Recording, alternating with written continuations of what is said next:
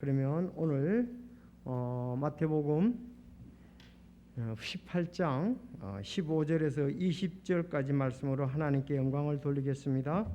여러분 마태복음 18장 15절에서 20절까지 되겠습니다.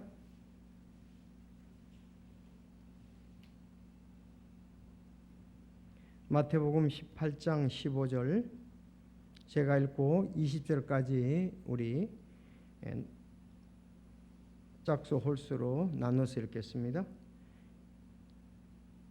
또한 만일 내 형제가 내게 범법하거든 가서 너와 그만 따로 있을 때에 그의 허물을 그에게 일러주라. 만일 그가 내 말을 들으면 내가 내 형제를 얻었느니라.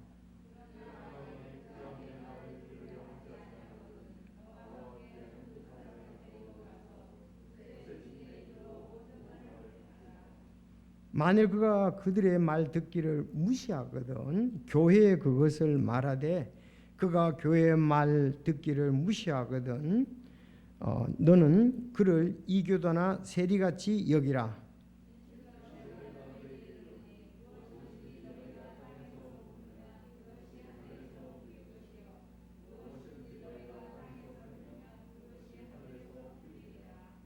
내가 다시 너희에게 이르노니 너희 중에 두 사람이 자기들이 구할 어떤 것에 대하여 땅에서 한 마음이 되면 하늘에 계신 내 아버지께서 그들을 위해 그것을 행하시리라.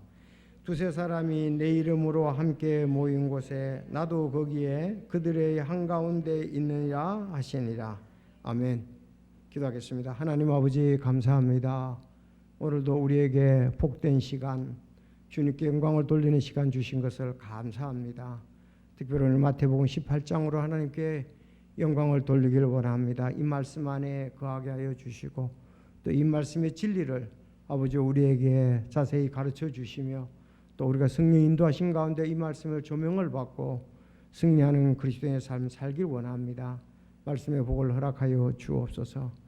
특별히 말씀이 없어 가란 영혼 되지 않게 하여 주시고 충만한 말씀으로 충만한 생활을 하는 저희들이 되게 하여 주옵소서. 이 말씀 마칠 때까지 도와주시기를 간절히 바라오며 예수님의 이름으로 기도하옵나이다. 아멘.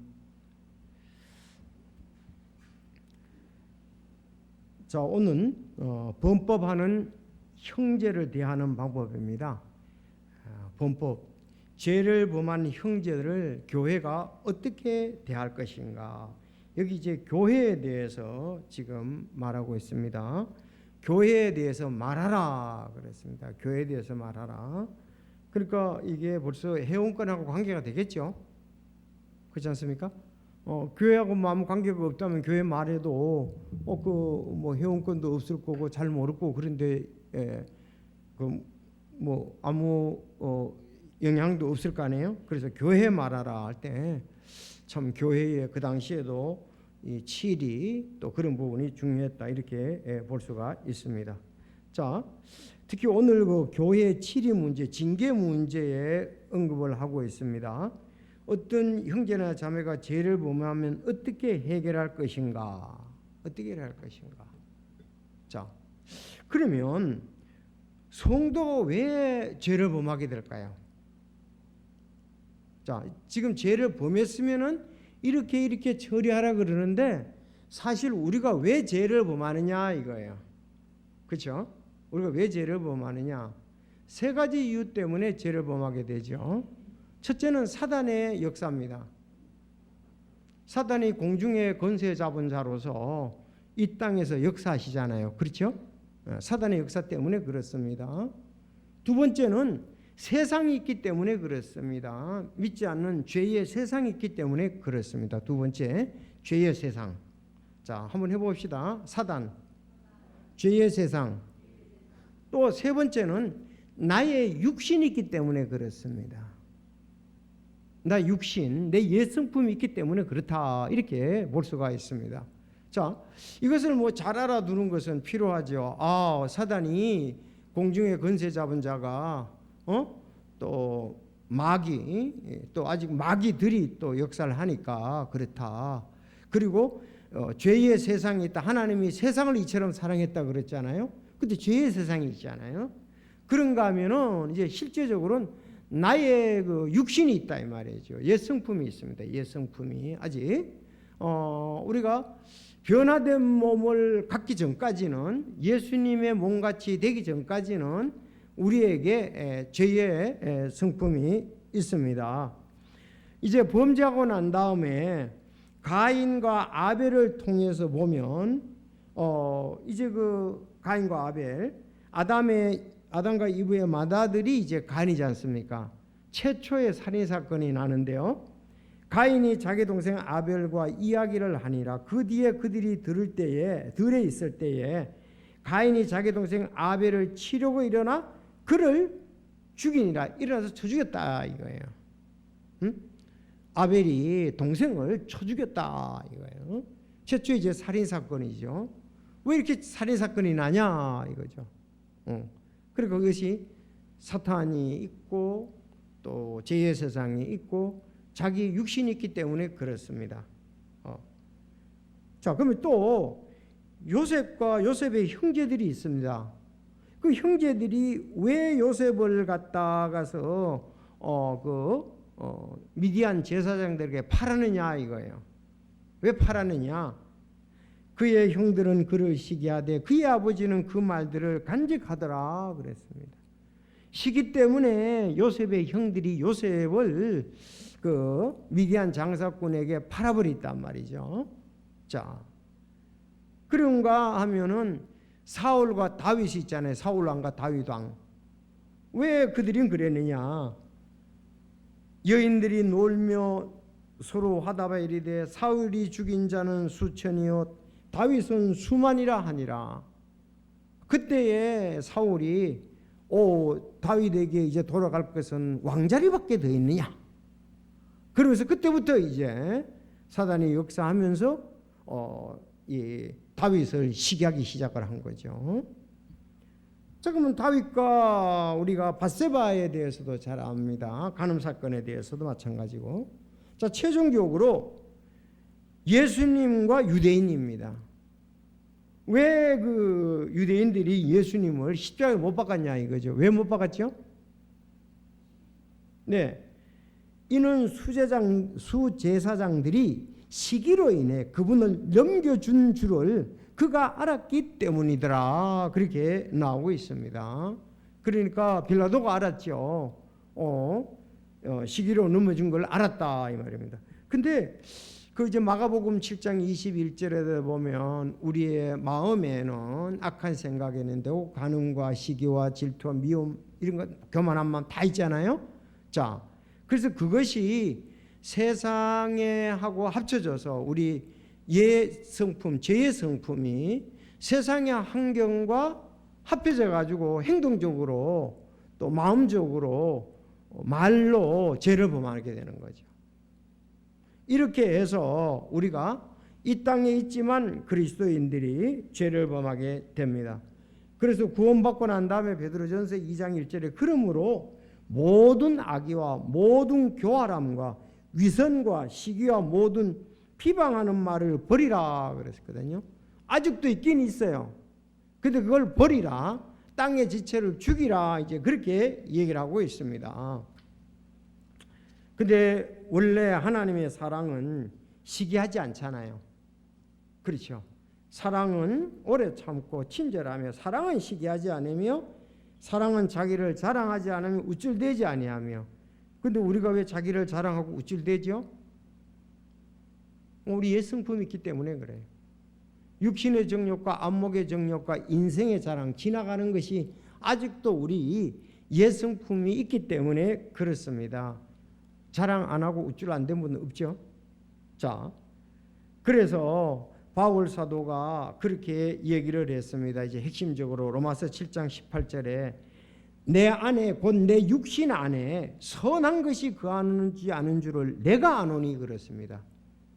내 육신 안에는 선한 것이 거하지 않는 걸 내가 아노니 원함은 내게 있으나 선한 그것을 어떻게 행할지는 내가 찾지 못하노라. 이는 내가 원하는 선은 행하지 아니하고 도리어 내가 원치 아니하는 악을 곧 그것을 내가 행하기 때문이라.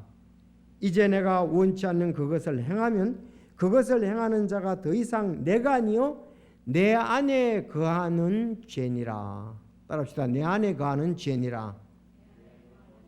예. 아직도 우리가 구원받았지만 내 안에 거하는 죄가 있습니다. 그래서 요한일서 1장 9절 우리가 하나님과 교제에 있어서 또 우리가 이렇게 죄를 지기 때문에 죄들이라고 그랬잖아요. 자백하면 그렇게 나오는 이유가 그렇습니다. 그래서 이제 내가 한 법을 발견하노니 내가 선을 행하기 원할 때 악이 나와 함께하는 것이다 그랬습니다. 그래서 우리가 두 성품이 우리 속에는 있습니다. 옛 성품도 있고요, 구원받은 새 성품도 있습니다. 새 성품이 성령이 충만하고 말씀이 충만하면 예루살렘 교회 성도들 같이 항상 승리하겠죠. 그렇지만 새 성품이 옛 성품을 누르고 승리하지 못하면 고린도 교회 같은 그런 일들도 있어지게 되겠죠.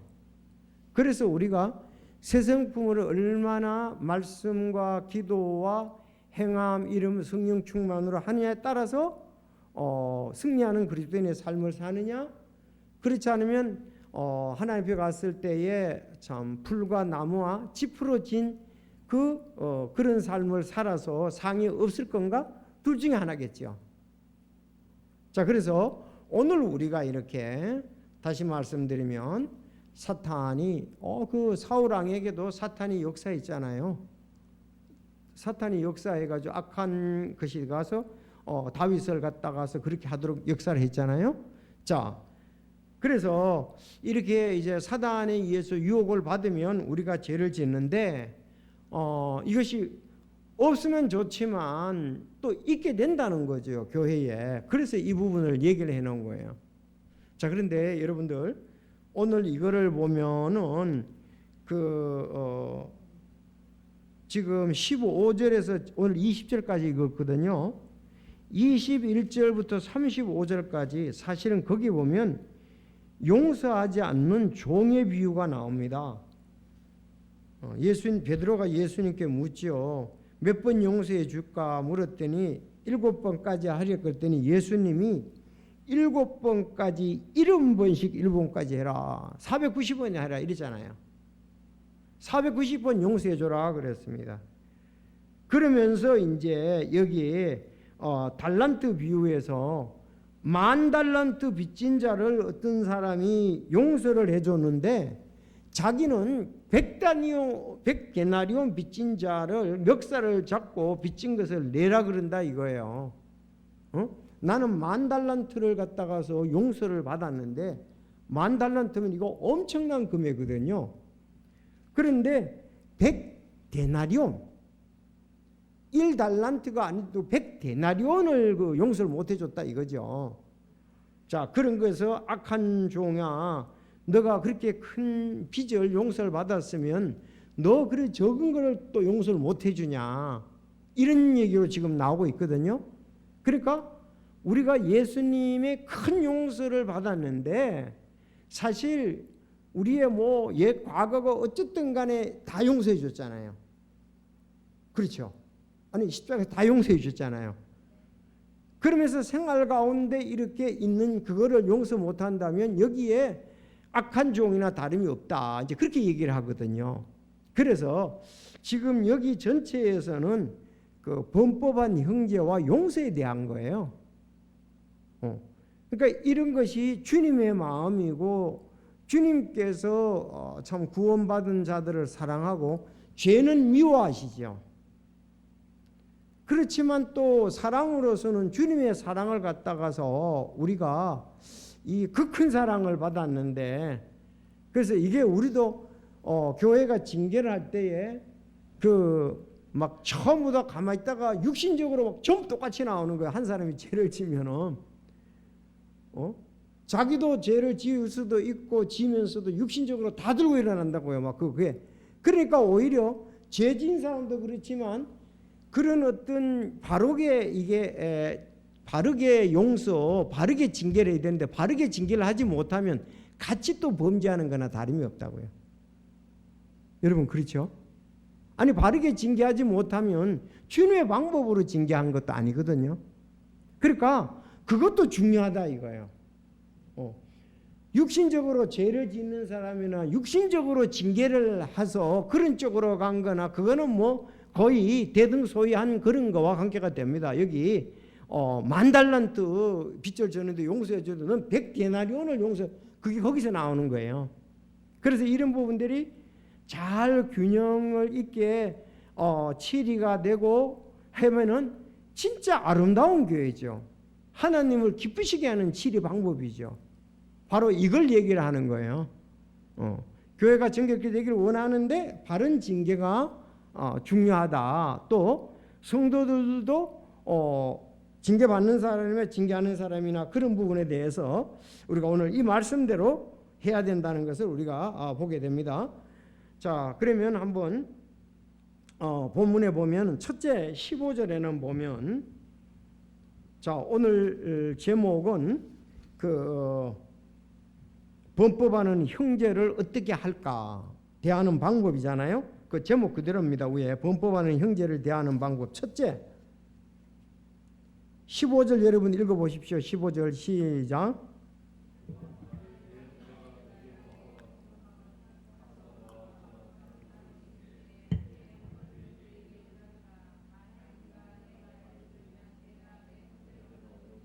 잘 보십시오. 또한 만일 내 형제가 내게 범법하거든 그러거든요. 너한테 범법하거든 그래 말입니다. 가서 그러니까 어떤 형제가 내 돈 떼어먹었어, 내 걸 훔쳐갔어, 그런 부분이거든요. 뭔 말인지 아시죠? 어떤 형제가 내 약속을 안 지켜 내 돈을 떼어먹었다, 그렇지 않으면 내 걸 훔쳐갔다, 거짓말하고 막 어쨌든 간에 내게 그랬어요. 내게, 내 형제가 내게, 한 사람이 한 사람에게 했다 이 말입니다. 교회 안에서 형제가 자매가 그 뜻이에요. 자, 그랬어도 어떻게 되겠어요? 이게 아주 주님의 방법이죠. 우린 그랬으면 어떡합니까? 난 기분 나빠 죽겠어. 왜? 교회 와가지고 그 자매가 말이지 내 거 보석을 훔쳐갔단 말이지. 교회 와서 그냥 대범 그냥 나팔을 불어버리는 거야. 그렇게 하지 말라는 거죠. 이거 되시죠? 우린 막 그렇게 하고 싶잖아요. 그럼 그 방법은 바른 방법이 아니다는 거죠. 자, 내 걸 훔쳐갔다든지 어쨌든 간에 내게 범법을 했어. 내 형제가 내게. 그러니까 한 사람이 한 사람에게 했다 이 말입니다. 그래서 그런 걸 얘기를 하는 거예요 지금. 그럴 경우가 있을 수 있겠죠. 네. 그때 어떻게 하냐. 그렇게 나팔 불지 말고 그거예요. 그러니까 참 성경에 보면 그래서 이 성경이 아름답고 하나님의 방법이 가장 소중하고 중요한 거예요. 그래서 중요한 거예요. 세상 방법은 안 그렇잖아요. 누가 하나 가족들 가운데 잘못하게 되면 그냥 다 얘기를 해가지고 막 이제 친척까지 막 친구까지 해가지고 다 얘기를 해버리잖아요. 그러니까 수습이 안 되는 거예요. 자, 교회 안에서 특히 그래서 가서 그럼 나한테 죄를 졌다 이거예요. 가서 너와 그만 따로 있을 때에 그의 허물을 그에게 일러줘라, 그렇게 얘기를 했습니다. 그래, 일러줘라. 그렇지 않으면 나만 알았다고 해봅시다. 나만 알았어. 그러면은 다른 사람은 몰랐는데 나만 그 일을 알았다 이거예요. 알았을 때도 마찬가지죠. 그의 허물을 그에게 일러주라 그렇습니다. 이런 그 얘기가 들리는데 내 거를 이렇게 한 것 같은데 그 허물을 일러줘라. 만일 그가 내 말을 들으면 내 형제를 얻었느니라. 알았어. 거기서 해결이 됐어요. 그러면 더 얘기를 하지 말아라 이거죠. 근데 우리는 입이 간지러서 가만히 못 있죠. 그 형제한테는 난 돈 못 받았는데 이제 받게 됐다고 말이죠. 그 다른 사람 아무도 모르는데 막 그냥 입이 간지러서 가만히 못 있잖아요. 그런 것은 바람직하지 않다는 얘기죠. 그렇죠. 해결했으면 끝내고 해결 전에도 혼자 해결을 했으면 그것으로 끝나라. 이것이 주님의 방법이고 왜? 이제는 형제를 얻었지 않습니까? 그 일이 해결됐지 않습니까? 근데 이렇게 한다는 게 솔직히 쉬운 일이 아니죠. 그렇지만 하나님의 사람들은 이렇게 한다는 거죠. 굉장히 아름다운 거죠. 방법에 있어서. 그렇지 않습니까? 근데 세상에서는 이렇게 하는 방법이 거의 없어요. 친구들한테 다 얘기를 하고 뭐 가족들한테 다 얘기를 하고 그렇게 하죠. 그러니까 성경이 아주 그 표준이에요. 표준. 아주 가장 아름답게 하는 방법을 좋지 않은 건데도 가장 아름답게 해결하는 방법이 이 방법이다 이 말이죠. 그래서 내가 혼자만 알았던 거 또 내게 범죄했을 경우에 혼자 가가지고 그 일이 됐으면 끝나라. 참 이게 성령의 인도하심과 우리가 충만하지 않으면 이게 쉽지가 않은 겁니다. 우리 육신들은. 자, 그래서 누가복음 17장 3절에도 너희는 스스로 주의하라. 만일 내 형제가 내게 범법하거든 그를 꾸짖어 회개하거든 그를 용서하라 그랬습니다. 그래서 회개하거든 꾸짖고 하면은 용서해 주라 그렇게 얘기를 했습니다. 정확하죠? 돌이키고 그 일을 해결해 주면은 주라 그랬습니다. 자, 그러니까 개인적인 문제를 교회 문제로 만들지 말고 개인적으로 해결해야 한다. 먼저 공개적으로 소문을 내거나 다른 사람하고 의논을 하기 전에 당사자에게 직접 얘기해 줘야 한다 이 말입니다. 교회 문제를 만들지 말고 또 공개적으로 소문도 내지 말고 다른 사람하고 의논도 하지 말고 당사자에게 직접 얘기해 줘야 된다.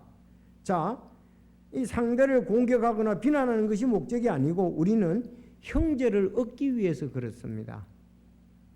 책망을 듣고 바로 잡힌다면 형제를 얻게 됩니다. 참 중요한 말씀이죠. 바르게 해결하는 방법이죠.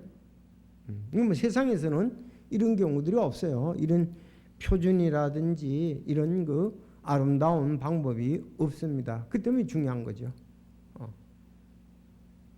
이렇게 해결되는 경우들이 사실 거의 뭐 잘 됐으니까 없을 수도 있는데 거의 이런 경우들이 뭐 성서도 있고 잘하는 방법이 거의 없다고 이렇게도 볼 수도 있습니다. 뭐 우리가 누구 통해서 금방 막 나타나니까요.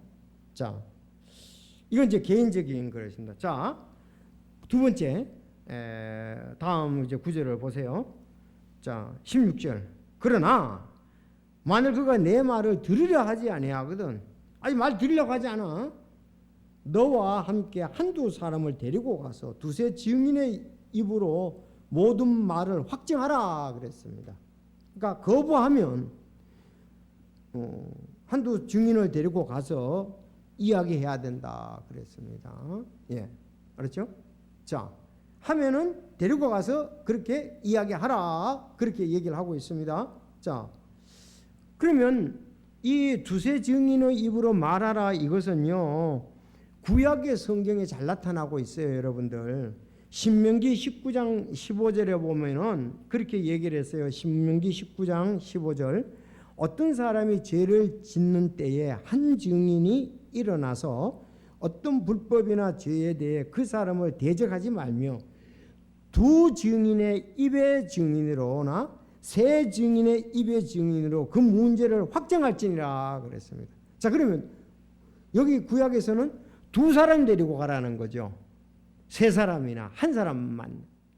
그래서 여기에서 보면 두 증인의 입의 증인이나 세 증인의 입의 증인으로 그 문제를 확정할지니라. 여러분 법정에서도요 가장 이제 중요한 것 중에 하나가 증인이에요. 증인. 그렇죠. 왜? 당사자는 자기를 합리화시키잖아요. 아니 법에서도 그런다니까요. 원래 자기에게 불리한 것은 얘기 안 해도 된다 이렇게 나와요. 법에. 묵비권 형사도 있고요. 자기가 불리한 것은 안 해도 된다 이렇게 나옵니다. 자, 그런데 두 증인의 입으로 세 증인이 가서 데려가는 거예요. 둘을 데려가는 거예요. 나하고 두 사람이나 세 사람, 두 사람, 나하고 두 사람을 더 데려가는 거죠. 그래서 그 말에 대해서 확증하라 그렇게 얘기를 하고 있습니다. 자, 고린도 신약에서 고린도 후서 13장 1절에도 내가 이제 세 번째 너에게 가려나 두세 증인의 입으로 모든 말이 확증되리라 그렇게 했습니다. 그래서 두세 증인이 가서 이야기하라 그렇게 얘기를 하고 있습니다. 좀 더 이제 확대가 되었습니다. 형제가 범법을 하게 되면 첫째 혼자 가고 두 번째는 둘이 데리고 가서 내 말이 옳다는 것에 대해서 확증을 해야 된다 이거예요. 그렇죠. 그러면 확실치 않은 건 데려가면 안 되겠죠. 분명한 걸 해야 됩니다. 분명한 거, 애매한 것이 아니고요. 자, 그래서 거부하면 두세 증인을 데려가라 그랬습니다. 자, 그러면은 두세 증인의 말도 거부하거든. 자, 만일 그가 그들의 말 듣기를 무시하거든. 아주 무시해버려요. 그것을 교회의 말에 대해 그가 교회의 말 듣기를 무시하거든. 그 교회의 말을 들으면은 문제가 해결이 됩니다.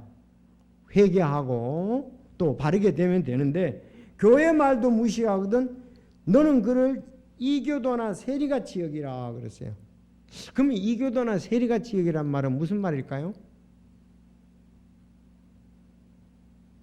이거는 출교를 하라는 거죠. 출교. 세리나 이교도들이 함께 할 수가 없잖아요. 유대인들하고. 그렇죠. 그런 것처럼 출교를 하라. 이게 다시 말하면 교회와 교제를 단절해서 그가 회개하고 돌아오도록 하라는 거죠. 여러분요, 구원받은 사람들은 내가 교회와의 교제가 단절되고 출교를 당했을 때 잘됐다. 까지 뭐 그 교회 아니면 아니냐. 그런 경우도 있고 아유 내가 세상으로 가면 되지 뭐 이젠 교회도 안 다닐 거 그렇게 하기 쉽잖아요. 진짜 교회 받은 사람, 구원받은 사람들은 교제를 안 하고는 참 승리 생활도 할 수 없을 뿐 아니라 이 땅에 사는 맛이 없죠. 진짜 의미가 없잖아요. 그렇기 때문에 돌아온다는 거죠. 돌아오게 하는 게 목적입니다. 계속 그냥 내보내는 게 문제가 아니고 회복이 문제입니다. 그가 회개하고 돌아오는 그만큼 교회의 성도라든가 회원이 그만큼 중요하다는 겁니다. 그러면 우리가 그 교회에서 이렇게 한데 나갔다 그러면 잘됐다 세상으로 간다 그건 진짜 육신적인 그리스도인으로 볼 수밖에 없잖아요. 그러니까 회개하고 돌아와서 다시 주님을 아름답게 섬기는 것이 우리에게는 중요하다 이 말입니다. 자, 그러면 성경에 보면은 그 출교라든지 교제 단절에 대해서 여러 군데서 얘기를 하고 있습니다. 자, 교리적인 문제 때문에 징계의 대상이 되는 경우가 있어요. 로마서 16장 17절입니다. 자, 이제 교리적인 문제 때문에 16장 17절 그리고 그 성경 문제 때문에 또 믿지 않는 사람 또 이단들을 어떻게 할 것이냐 이 한 네 가지를 우리가 살펴보도록 하겠습니다. 먼저 그 믿지 않는 사람들하고 우리가 어떻게 해야 되느냐부터 먼저 살펴볼게요. 그럼 믿지 않는 사람 여러분 디모데후서 2장 23절에 보면 그러나 어리석고 무식한 논쟁을 피하라. 내가 알거니와 그것들은 다툼을 일으키거니와 주의 종은 결코 다투지 아니하며 모든 사람에게 부드러움에 가르치기를 잘하며 인내하며 스스로 반대하는 자들을 온유함으로 일깨워 주어야 하리라. 혹 하나님께서 그들에게 회개를 허락하사 진리를 인정하게 하시리라. 이것은 마귀의 뜻대로 마귀에게 사로잡힌 자들이 마귀의 올무에서 벗어나 자신을 되찾게 하려 함이라 그랬습니다. 여러분 어리석고 무식한 논쟁을 피하라 이 말입니다. 맞습니까? 자, 그러면 이거 한번 코로나19에 대해서 지금 교회 사랑의 교회는 어떻게 하고 어느 교회는 어떻게 하고 어느 교회는 어떻게 하고 막 이게 조금 다를 수도 있고 서로들이 또 진보냐 보수냐 이런 게 다를 수 있잖아요. 그런 거 있을 수 있죠. 그러면 그런 부분에 대해서 믿지 않는 사람이 질문하고 했을 때에 여러분 우리가 지혜롭게 해야 됩니다. 또 믿지 않는 여기에 그 방역하러 오는 사람이 왔을 때도 우리가 지혜롭게 해야 됩니다. 보니까 뭐 그걸 유튜브에 넣어가지고 뭐 어느 교회가 막 그냥 그 건설하는 분이 방역 담당자들이 거기 갔을 때 막 욕을 쌍소리를 엄청 해야 되더라고요. 근데 그거를 잘했다고 또 올려놨더라고요. 여러분 그거 결코 바람직한 거 아닙니다. 여러분 그 방역 담당자들도 구원받아야 할 사람입니다. 그래서 잘 아십시오. 따라합시다. 어리석고 무식한 논쟁들을 피하라. 네. 자, 반대하는 자들을 온유함으로 일깨워 주어야 된다고 그랬습니다. 네? 반대하는 자들을 온유함으로 일깨워 줘야지 내가 아는 지식으로 막 그냥 한다고 될 일은 아니라고요. 그래서 지금 이런 우리가 문제에 있어서 그래야 그들이 마귀의 올무에서 벗어난다 이거. 지금 우리가 마귀의 올무에 걸리지 않으려고 지혜롭게 잘해야 됩니다. 아니 그것도 뭐 논리적으로 이렇게 해서 바르게 하면 되지. 그렇게 막 쌍소리라고 막 새끼까지 나오고 막 이렇게 나오는데 그거는 결코 바람직하지 않은 겁니다. 그렇지 않습니까? 그래도 크리스천들이 그 모임이 그런데 그래서 우리가 뭐 논리적으로 얘기하고 바르게 얘기하는 거에 아무 문제가 없습니다. 그렇지만 뭐든지 지나치면 안 된다 이 말입니다. 도를 넘으면 안 된다는 겁니다. 그래서 그렇잖아요. 반대하는 자들을 온유함으로 일깨워줘야 된다는 건 맞잖아요. 아니 콘서트장에 그런 얘기하는 거는 그거는 상당히 비유적으로 맞아 들어가는 거예요. 콘서트장에 가보면은 말이 거리두기도 안 돼. 왜 그 사람도 외치고 소리치고 하니까 만약에 우리가 이제 찬양을 부르는 걸 얘기한다면은 말이죠. 거기는 왜 그렇게 하지 않고 우리에 대해서 찬양하는 걸 이걸 왜 그러냐? 사실요 전철도 저도 가만히 생각해 보면 전철도 헐떡거리면서 뛰어와가지고요 여기서 품는 게요 교회 찬송하는 거 못지않게 지금 나옵니다. 솔직히 그렇지만 그거는 뭐 그렇지 않으면은 죽으라는 거나 다름이 없잖아요. 뭐 맞긴 맞지만은 전철을 못 한다면은 이건 뭐 출근도 하지 말라는 거나 다름이 없잖아요. 아니 계단을 뛰어내려고 타려면 헛걱거리면서 우리 찬송하는 것보다 더 많이 나온다고. 맞지만은 그래도 그거는 맞지만 그거 안 한다 그러면 아무것도 못하고 그냥 집에 그냥 완전히 가둬놔야 되잖아요. 그런 거니까 뭐 어떤 거는 불가분. 그렇지만 이제 그렇게 잘 논리적으로 따져서 우리가 이렇게 거리두기를 이렇게 한다면은 그런 거보다 우리가 더 잘하고 있지 않느냐. 이 평생의 원리에 이게 어긋나고 있지 않냐. 사람이라는 것이 그렇잖아요. 지난번에 어느 법관이 그러더라고. 법의 잣대가 문제가 아니고 도덕과 상식이 우선이라고 그 얘기를 했잖아요. 도덕과 상식이 법보다도 더 우선이다. 법 자체보다도. 그러니까 도덕과 상식이 안 통하면 이거는 뭐 법으로 하는 거 이거는 법의 기준이 오히려 이게 도덕의 상식이 그건 윤석열 그분이 그러더라고. 법의 잣대보다도 더 중요한 것이 도덕이고 상식이다. 그 전공한 사람이 그렇게 하면 그건 맞겠죠. 사실 맞잖아요. 상식이 안 통하는 것이니까 법이 되죠.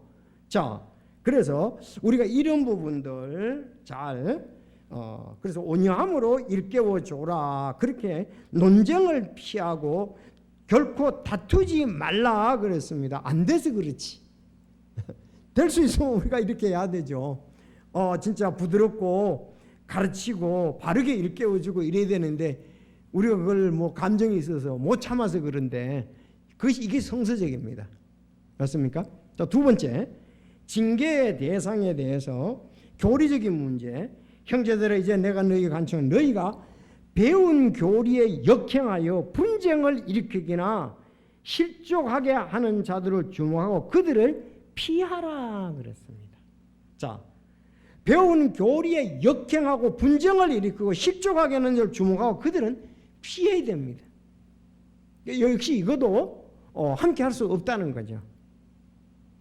됐습니까? 교리적인 거. 이런 경우 있거든요. 그건 뭐 함께 할 수가 없습니다. 그런 부분들. 자, 이제 성경 문제 세 번째. 데살로니가 후서 3장 14절. 하나님의 말씀입니다, 여러분들. 만일 어떤 사람이 이 서신으로 전하는 우리의 말에 순종하지 않거든 그 사람을 주목하여 그와 사귀지 말고 그랬습니다. 따라합시다. 사귀지 말고. 이로써 그가 부끄러움을 당하게 하라. 그를 원수로 여기지 말고 형제로서 권고하라 이렇게 얘기를 했습니다. 그러니까 뭐든지 지나치고 과격한 것은 절대로 바람직한 건 아니에요.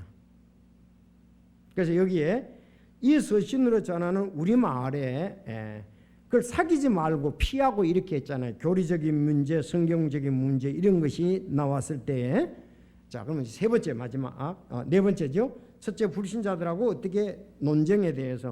그래서 아주 지혜로운 사람들은 그렇게 논쟁을 안 하죠. 잘 얘기를 하되 막 싸우고 막 다투고 이렇게 하지 않는다는 거죠. 두 번째 그 교리적인 문제에 대해서 배운 교리 역행하면 피하라.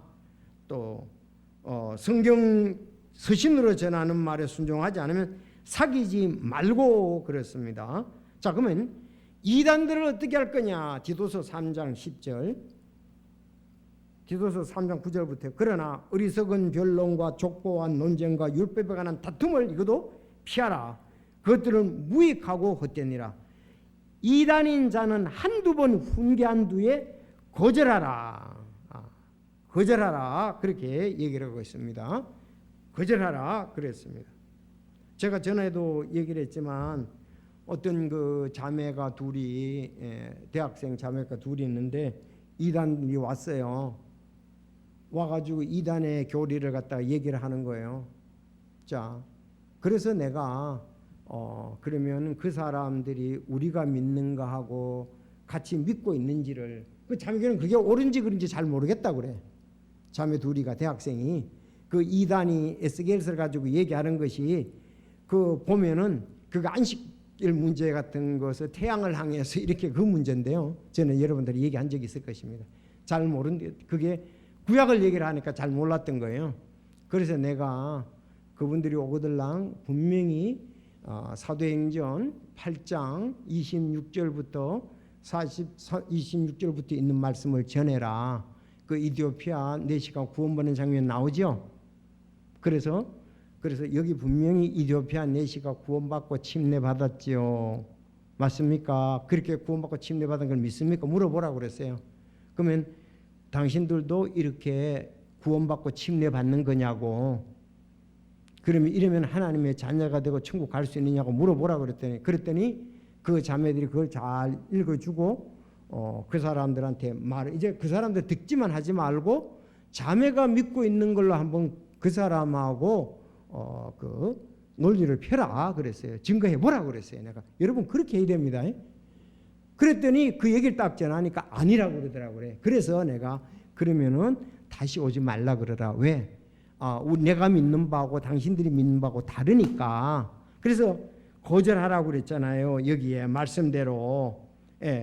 그들하고 논쟁 그런 거 다툼하지 말고 바르게 우리 거 믿는 거 얘기하고 그렇게 된 것은 잘못된 것이다. 당신들이. 그게 그래서 근데 그들은 분명히 안식을 지켜서 천국 간다고 했죠. 뭐 계명을 지켜야 된다 하니까요. 자, 그래서 거절하라 그랬습니다. 그래서 다음부터 오지 마십시오. 그렇게 얘기를 했다. 그거 진짜 안 오더라고요. 여러분 그렇게 하는 겁니다. 그래서 사도행전 8장 26절부터 그 이디오피아와 네시가 구원 상담하잖아요. 마차에서 그 부분을 전해서 여러분 그거 잘 활용하면 돼요. 무조건 막 문 닫아놓고 뭐 어떻게 하는 게 아니라 사람이 하다 보면 이단도 들어올 수가 있잖아요. 그렇죠. 그러니까 만날 수가 있잖아요. 근데 그들이 주장하는 거 어떤 거 우리가 잘 이해 못하는 부분도 있어요. 그러면 내가 믿는 바를 갖다 또 얘기될 거 아니에요. 그들이 믿는 바를 얘기를 했으니까 내가 믿는 바를 얘기를 해가지고 그거 아니라고 막 우리가 이게 교제가 안 된다. 우린 내가 이거 틀리니까 그래서 거절해야 되죠. 거절해야 돼. 이단에 있는 사람들 알았습니까? 자, 그래서 여러분들 이제 마지막을 보고 마치겠는데요. 그래서 오늘 그 형제의 징계했을 때 첫째 어떻게 하라? 혼자만 가라. 그의 말을 거부하거든 두세 증인을 데리고 가라. 두세 증인의 말을 안 되거든 교회에서 말해서 그의 말도 거부하면 회개하고 고치기를 그걸 거부하면은 이방인과 세리같이 여기라. 교제의 단절이다. 그래서 교제의 단절에서 나오는 교리적인 문제, 그 성경적인 거, 또 이제 이단들에 대해서, 또 이제 일반적으로 믿지 않은 온유함에 대해서 제가 말씀을 드렸습니다. 자, 그런데 이제 18절부터도 좀 중요한 겁니다. 잘 보십시오. 이걸 해석을 못하는 거예요. 지금 문제가 되는 거예요. 잘 보셔야 돼요. 중요합니다. 진실로 내가 너희에게 이르노니. 자, 그 얘기를 하시고 진실로 너한테 얘기를 한다. 진실이 나오면 좀 강조가 되잖아요. 진실로 두 번 나오면 더 강조되는 거고, 진실로 내가 너희에게 이르노니 사람이 거듭나지 아니하면 하나님 나라를 볼 수 없고, 그건 상당히 중요하다는 얘기죠. 여기도 진실로 나와서 중요한데, 내가 너희에게 이르노니 제자들에게 무엇이든지 너희가 땅에서 묶으면 그것이 하늘에서 묶일 것이요, 무엇이든지 너희가 땅에서 풀면 그것이 하늘에서 풀리라. 그렇게 얘기를 했습니다. 이해가 되십니까? 아니, 이 구절은 알겠는데 이게 무슨 말이냐 이거예요. 아니, 묶고 푸는 게 뭔데요? 자, 지금 교회에 얘기를 했잖아요. 교회에 얘기하고 세리와 이교도 같이 얘기를 하고 그랬잖아요. 근데 이게 교회가 지금 이 방법대로 해야 된다는 거죠. 기도를 해야 되고 이 방법대로 해야 된다는 거죠. 그래서 19절에 보면 내가 다시 너희에게 이르노니 너희 중에 두세 사람이 자기들이 구할 것 중에 어떤 것에 대하여 땅에서 한 마음이 되면 하늘에 계신 내 아버지께서 그것을 그들을 위해 그것을 행하시리라 그랬습니다. 그러니까 하나님이 기도에 들으신다는 말씀이잖아요. 그게 이제 19절하고 다 연결이 됩니다, 지금. 그러니까 교회가 그 치리 문제에서 바르게 기도하면 하나님도 거기에 동의하시고 똑같이 생각하신다 이거예요. 그러면 여기에서 묶는 게 뭐느냐 이거예요. 묶는 건 징계를 말합니다. 알았죠? 우리 교회가 묶기로 했어요. 징계를 하기로 했어요. 기도하는 가운데 교회가. 아니, 감정적으로 막 쑤시고 막 그냥 난리를 치고 막 그런 게 아니고 지금 바르게 하는 거예요. 바르게 하는 거예요. 바르게 얘기를 하는 거예요. 아름답게 하기 위해서, 교회를 정결케 하기 위해서. 그래서 묶으면 징계를 하고, 그러면 묶일 것이라 그래서 하나님도 위에서 그걸 동의하시고 묶고 푸는 거에 함께 하신다 이 말입니다. 그래서 두세 사람이 내 이름으로 함께 모인 그것에 나도 그들의 한가운데 있느니라. 그 말씀도 거기 관계가 되는 거예요. 됐습니까? 자, 그러니까 두세 사람이 내 이름으로 모여서 기도하고 하나님의 뜻대로 하면은, 하나님의 뜻대로 묶고 풀면은, 징계를 하고 푸는 것은 뭐예요? 회복이잖아요. 회복시키면, 징계를 회복시키면 하나님도 거기에 인정하시고 함께 하신다 이 말입니다. 아름다운 징계의 방법이죠. 자, 그래서 오늘 이렇게 형제가 정말 이렇게 잘하는 교회는 거의 문제가 일어났을 때에 본 적이 거의 없습니다. 이런 간증을 아름답게 끼치는 교회들이 거의 없습니다. 하면 뭐 그냥 감정적으로 나가고 그냥 뭐요 다른 교회까지 막 가가지고서 그냥 그 사람을 하여금 어떻게 꼼짝달싹을 할 수가 없어. 한강에 가도록 해버린다. 그래서 여러분들 그 징계와 회복에 대해서 18절에 말씀하시는 거다. 이해가 되십니까? 이 말씀이 어디에 나와 있고 옆에 적으세요. 16장 19절에 나옵니다. 이미 앞에서 봤습니다. 16장 19절에 나와요. 거기 18절이요. 18장 18절이 16장 19절에도 나온다고요. 16장 19절 보세요. 내가 하늘의 왕국의 열쇠들을 내게 주리니 무엇인지 내가 땅에서 묶으면 그것이 하늘에서 묶일 것이요 무엇인지 내가 땅에서 풀면 그것이 하늘에서 풀리리라 하시고. 참 그건데 이 풀린다는 그것이 아주 여기 19절 20절에 잘 해석을 해놨는 거나 다름이 없잖아요. 오늘 그렇죠. 오늘 잘 해석을 했잖아요. 한 마음으로 기도하고 두세 사람이 또 나도 그 함께하고 하나님께서도 들으시고 묻고 징계하고 또 회복시키는데 푸는데 하나님도 함께 하신다 이 뜻이죠. 그러니까 아름답게 하니까 하나님께서 인정하시고 그거에 대해서 보시고 그래 너희들 참 잘하고 있구나. 하나님이 그 비록 좋지 않은 일이지만 바른 방법으로 해결하는 걸 보고 하나님이 그 교회를 흡족하게 생각을 하신다 이렇게 보면 되겠습니다.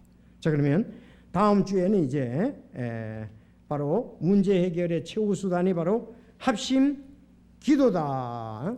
합심 기도할 때 하나님께서도 함께 하시고 또 묻고 이렇게 푸는 문제도 하나님이 함께 하신다는 것을 두세 사람이 내 입으로 함께 모인 곳에 나도 거기에 그들의 한가운데에 있느니라. 그렇게 20절에 말씀을 하셨습니다. 정말 바른 징계할 때 하나님을 기쁘시게 하는 귀한 교회고 교회가 참 아름답게 또 정화가 되고 주님의 이름을 높이는 것이라고 아니할 수가 없습니다. 다음 그래서 이제 21절에 보면 용서하는 것에 대해서 나와요. 이걸 또 알아야 앞에 거하고 연결되는 것을 우리가 볼 수가 있습니다. 기도하겠습니다.